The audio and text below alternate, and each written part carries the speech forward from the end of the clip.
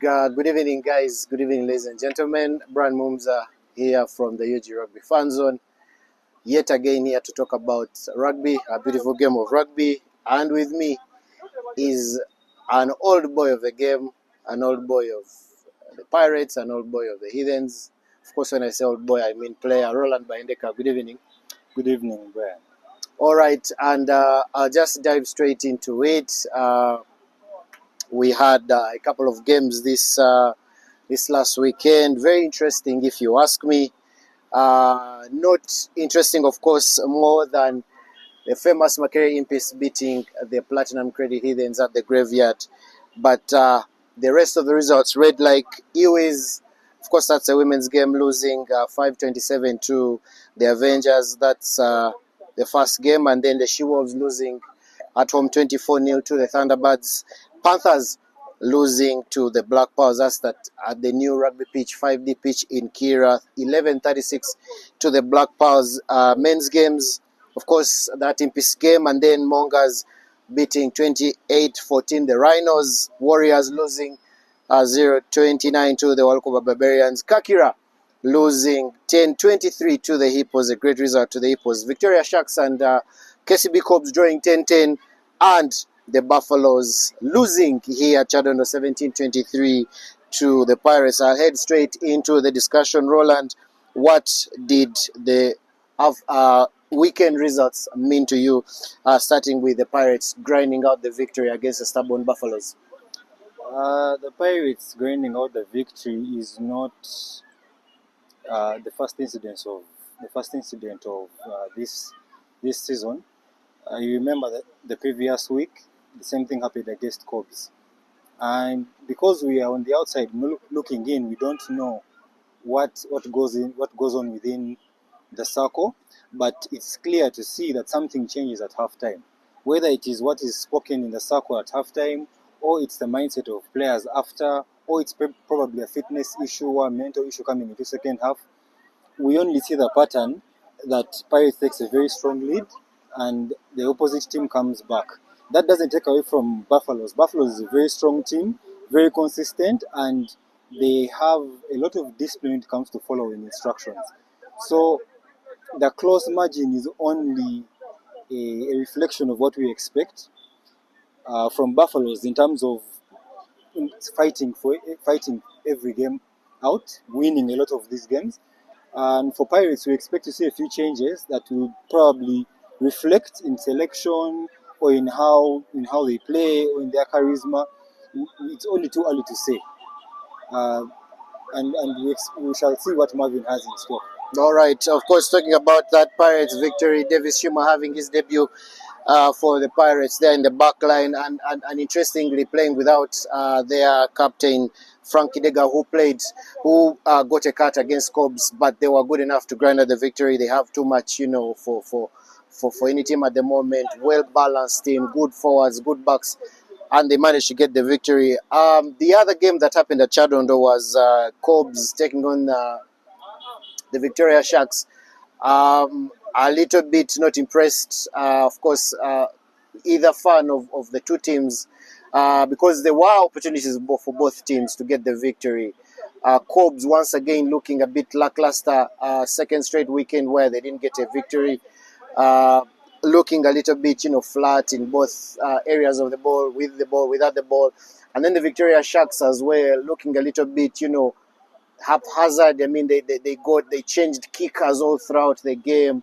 They look very impatient in attack as well. What did that game look for you? The Cobs game only shows me they are trying very hard to figure themselves out. They have a new coach. They have some good players, some new players coming in. They're trying to gel. They're trying to understand what the coach wants from them, and without having to be too critical of who they are and what they are. Cobs has always been a free-flowing, seven-style rugby team, and coming with a coach like Brian Makalama, who insists on using the forwards to create space and then let the backs take the space. He probably has a different approach to how things should be addressed, and it only takes time for these things to begin clicking. It's also in the same spirit, Victoria has played together for some time, so we're beginning to see them understanding themselves, and for, I expect in the next 2 to 3 games we'll see where Cobbs really lies. If the issue was understanding the coach, or they still have challenges from the previous seasons lingering within, and we'll also tell if Victoria is maturing as we have deduced this week. All right, as I just wanted to pick your mind a bit on Victoria. You talk about how you'll see they'll mature. I watched them play one of their best games against Pirates last season, against Pirates in Kings Park, and it was a very, very close game. And then, of course, here, do you feel like they missed a chance of victory? Because throughout the game, there were even early substitutions for them. I don't know what that is, from a coaching point of view, if you have substitutions as early as 20th, 30th minute. And then they didn't seem to have a consistent kicker. As one who played the game as a forward, when you grind out those opportunities for poles to get closer to the touchline and go for a line out, they struggle to find someone to trust to kick for points. They got 2 penalties towards the end of the game when the game was tied out, but still missed those penalties. Do you think the consistent tinkering of the kickers affected them in that game? It does. It always it dampens the confidence of the previous kicker. If he's always under pressure, thinking that if he misses one or two, they will be replaced. Yes, if he's aware that there is going to be that kind of character, that he misses and the next one he may not kick, it puts a bit of doubt in the kickers, and that's why sometimes it's good to trust the kicker even though he misses. So it probably affected their opportunity to win the game. All right, you have that as well. And then lastly, of course, the game that made the news the weekend was definitely the result at the graveyard. Platinum Credit Heathens traveling to the graveyard and losing to an inspired Makere Impis there. And I want you to talk a little bit deeper on that game for us. Because you watched it, where do you think it all went for wrong? Where do you think Impis got it right? Before I say anything, I have to put out a disclaimer. I am a Heathens supporter, but that doesn't and ex-player, of course. Yes, and it doesn't cripple my potential to be impartial. Yes, to be impartial and objective. Looking at that game from going in, both teams came to this game with different perspectives. Right, Heathens expected to put a good number of points, to try out some players, to get maximum points from this game, and that was their way of approaching the game. Impis probably thought they were underdogs, but also no team ever comes to a game without giving themselves a chance to win. To victory, yeah. And so for Impis, this was a game of chances. And you could see it from the way Impis played. Every time Impis crossed the half into Heathen's side, they never took chances. They get a penalty, they go for poles. Unless the circumstance dictated what happens next. In other words, a knock-on causing a scrum down, the ball being kicked out causing a line out. If they got a penalty, they went for poles. Where the game changed is the last 10 minutes. The last 10 minutes, Impis suddenly became what they were not. Like I have said, they were defending in their half ferociously, but they didn't want to take opportunities as they should have in the opposition in Heathen's half. And I actually remember commenting and calling it they're playing cowardly in the Heathen's half. All right, sorry to cut you short. I'm sure you'll be able to finish your submission. An interesting statistic in that game was the staggering amount of penalties that Heathens conceded. And to be fair, it is something they have struggled with in the past. 29 penalties conceded. And if you are a championship, a challenge, if you're a championship winning team, record champions, and you are going to go a game and you concede that much penalties, surely you won't have, a chance of victory if the other team punishes you. That is true.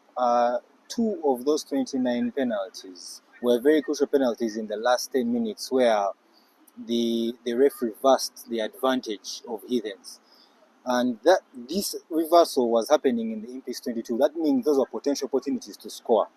But having that many penalties usually comes, it's a reflection of very many things. Sometimes it's fitness levels, which I don't think Heathens has a problem with. Other times it is discipline, and other times it is impatience, especially impatience coming out of failure to follow the processes the coach has set, and the leadership of the team are requesting players to follow. If they don't follow processes, you find small infringements and small issues bring up penalties, unforced errors that you shouldn't be conceding, and that affects your momentum and eventually the game as we saw on Saturday. And think of it. I mean, I'm sure you played with him, but it's Hiddens is in a situation where they haven't had Michael Crouch for a very long time. His leadership, his experience, time and time again, we saw many instances where his leadership, where his calm, where his decision making was, leveling the Hiddens in trying moments, whether 7s or 15s, and he would call for the ball and he would call for calm heads and he would take charge. Do you think that for Hiddens, to move on from him, they have to find a player to fill that gap, to fill those big shoes of Michael?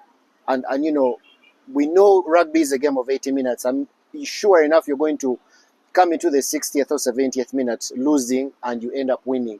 Do you think if the challenge is upon the Hiddens to find some old head, a calm head, someone who will take charge in such moments and turn the tide for them? Well, Michael is a very inspirational player, and he has a lot of influence when he plays in garnering players to remain calm and giving direction in the game. But if we get that as an outcome from from the last game, then it's not just, because a lot of the players who played for Hiddens this game against Impis played the final against Pirates a few months ago, and so the experience of pressure, the experience of big moments, the experience of grinding out games, many of these players, Santos and very many others, Trevor, Yep, who was playing 13 at the start of the game, these players have this experience. The issue is when to use that experience and when to listen to it, right? So Michael has probably inspired very many players, and I am sure one of the players he has inspired who didn't play on Saturday was Aaron. So there are very many players we could say should have played or who are missing from the team, but I still think that the quality of players that Hiddens has right now are able to handle pressure situations. So it's not an issue of we need senior players within the team, we need much older players. It's about identifying the potential and recognizing it right now. all right, Roland, they are stating how it's just, a blip. And of course, the season is long, but take nothing away from Impis. We've already broken down the Hiddens. Take nothing away from the Toppers. 2 weekends, 2 victories, top of the table. I mean, what victory does that mean, for an Impis, for a very young side who, incidentally, were missing their most experienced player in Henry Sekuye. Incidentally, also, it was Ethan Mugabe's last game for them. He departs, for further studies.